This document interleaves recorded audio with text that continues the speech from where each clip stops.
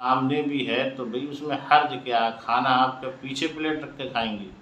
आप ज़रा बताइए तो सही। किसी भी चीज़ का इस्तेमाल अगर आप करेंगे, मिसाल के तौर पर पानी पिएंगे तो भी सामने से ही पिएंगे, खाना खाएंगे तो भी सामने प्लेट रख कर खाएंगे, पीछे रख कर तो खा नहीं सकते। तो ये सिर्फ बिला वजह की बातें हैं। और मैंने तो ये देखा है ख़ास तौर से जो लोग ऐसा बोलते हैं वो भी तो ऐसा ही करते हैं। ऐसा करने का मतलब कभी इसाले सबाब या फातह ख़ानी या 11वीं में शामिल होते हैं तो बिल्कुल उन्हें कोई एतराज़ ही नहीं होता है। और करेंगे भी कैसे? भैया बिरयानी खानी है। अस्सलामु अलैकुम वरहमतुल्लाहि वबरकातुहू। मोहतरम नाज़रीन, मुहर्रम की फ़ातिहा का तरीक़ा। अव्वलन मैं आपको ये बताऊँ, फ़ातिहा ख़ास तौर से ये सूरह फ़ातिहा से लफ्ज़ लिया गया है, चूँकि इसाले सवाब में सूरह फ़ातिहा को पढ़ा जाता है, इसलिए इसे फ़ातिहा के नाम से मौसूम किया गया है। बिलाशुबा यकीनी तौर पर ईसाल सबाब यानी कि जो लोग इस दुनिया से गुज़र चुके हैं उनके लिए कुरान की तिलावत करके, कुछ दुरूद शरीफ पढ़ के, औराद वज़ाइफ पढ़ के, तस्बीहात पढ़ के अगर हम अपने गुज़रे हुए अशख़ास अज़्ज़ा अक़रबा के लिए दुआएं करेंगे, उनके हक़ में इसका सवाब भेजेंगे तो ज़रूर पहुँचता है। अहादीस करीमा इस पर शाहिद अदल हैं और इसी को ईसाल सवाब कहा जाता है, इसी को फ़ातिहा ख़ानी कहा जाता है। मोहतरम सामीन, यही तरीक़ा आम तौर से हम अपने मरने वालों के लिए तीजे, 10वें, 20वें, 40वें की शक्ल में भी अपनाते हैं। और इसमें आप ख़ुद अपने ज़हन व फ़िक्र से सोचिएगा, कोई किसी तरीके की क़बाहत नहीं है। चलिए मैं आपको एक हदीस सुनाता हूँ और उसमें ईसाल सबाब का ख़ास तौर से ज़िक्र है। इस हदीस को मुफ्ती अहमद यार ख़ां साहब नईमी अलैहिर्रहमा ने इस्लामी ज़िंदगी के अंदर भी नक़ल फरमाया है और ज़ियाउल वाइज़ीन में भी इसको ज़िक्र किया गया है। आइएगा हदीस सुनिएगा। अल्लाह के नबी सल्लल्लाहु अलैहि वसल्लम के साहबज़ादे का जब इंतकाल हुआ था तो अल्लाह के नबी सल्लल्लाहु अलैहि वसल्लम ने अपने असहाब से फ़रमाया, क्या कुछ खाने पीने की चीज़ है? तो सहाबा ने कहा, या रसूलल्लाह, ज़्यादा कुछ नहीं है मगर बस ये थोड़ा सा चंद खजूरें या कुछ रोटी वग़ैरह या आटा जो भी मौजूद था। तो अल्लाह के नबी सल्लल्लाहु अलैहि वसल्लम ने फ़रमाया कि उसे हाज़िर किया जाए, पेश किया जाए। चुनांचे उस चीज़ को लाया गया और आपने अपने हाथों को उठा कर के अपने शहज़ादे, अपने बेटे के हक़ में दुआ फ़रमाई थी और फिर उस चीज़ को तक़सीम कर दिया गया था।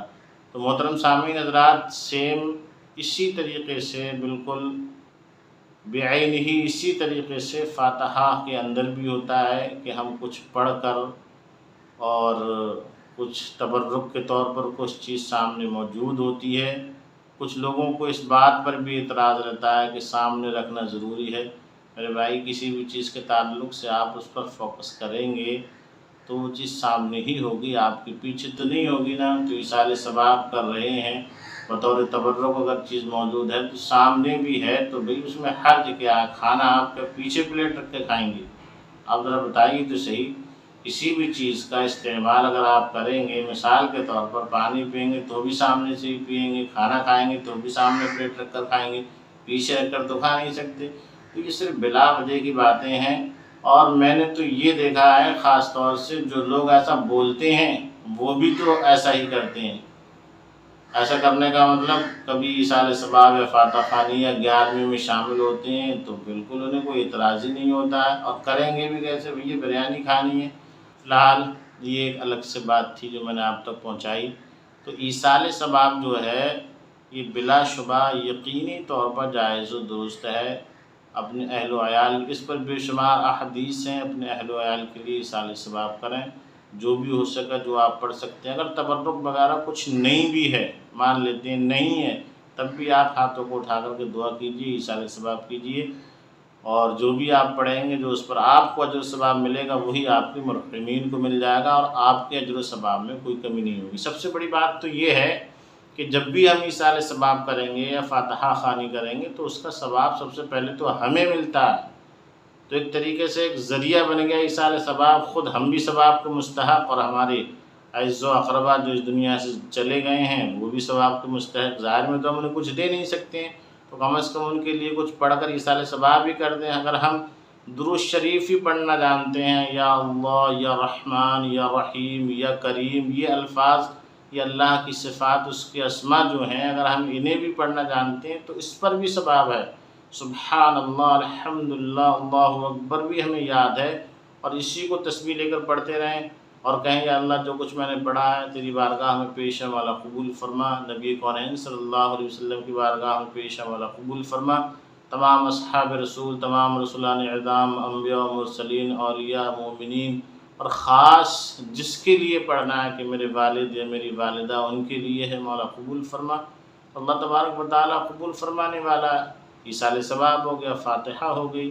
محترم ناظرین، میں آپ کو خاص طور سے محرم کی فاتحہ کے تعلق سے کچھ بتانا چاہتا تھا، تو یہ دو چند باتیں ایصال ثواب کے تعلق سے میں نے ضروری سمجھی، میں نے یہ آپ کو بتا دیں۔ مزید آپ حضرات یہ بھی یاد رکھیں، محرم کا موقع ہو یا چہلم کا موقع ہو یا 12ویں شریف کا ہو یا 11ویں شریف کا ہو، یا اس کے علاوہ کوئی بھی موقع ہو، ربیع الاول کا ہو، ربیع الثانی کا ہو، جمادی الاول کا ہو، جمادی الثانی کا ہو، رجب کا ہو، یا حضور خواجہ غریب نواز رحمۃ اللہ علیہ کی چھٹی کا ہو، یا فاتحہ صابر پاک رحمۃ اللہ علیہ کی ہو، یا کسی بھی بزرگان دین کی فاتحہ ہو، تو اس وقت میں عام طور سے جو بھی ہمیں قرآن کی آیتیں یاد ہیں، یا جو ہم کل پنجاب سے فاتحہ پڑھتے ہیں، تو اسے پڑھنے کے بعد میں خاص ان مواقع کو پیش نظر رکھتے ہوئے، جیسے محرم کا موقع ہے تو حضرت امام علی مقام امام حسین رضی اللہ تعالیٰ عنہ اور تمام شہداء کرب و بلا کو خاص طور سے اس کا ایصال ثواب کر دیا جائے، بس، اور باقی عام طور سے دعا جیسے ہم عام طور سے کرتے ہیں ویسے ہی کی جائے۔ یہی فاتحہ ہے اور یہی ایصال ثواب ہے۔ السلام علیکم۔